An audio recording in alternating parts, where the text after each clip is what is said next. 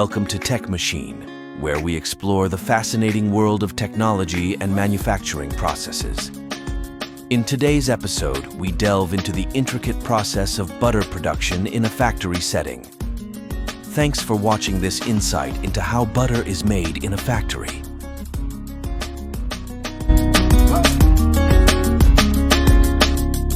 Butter is primarily made through the following steps in a factory. Milk collection.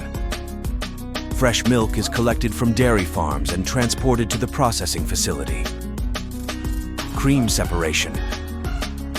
The milk undergoes centrifugal separation to separate the cream from the milk. Pasteurization. The cream is heated at a high temperature for a short period to kill harmful bacteria while preserving its flavor and texture.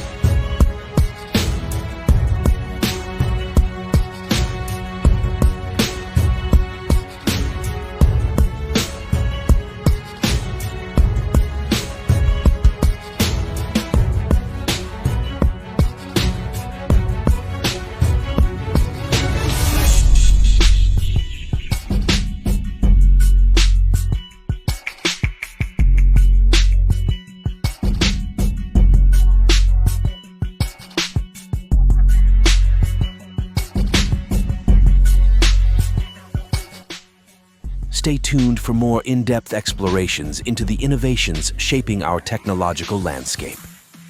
Remember to like, subscribe, and hit the bell icon for notifications on our latest videos. Until next time, keep exploring.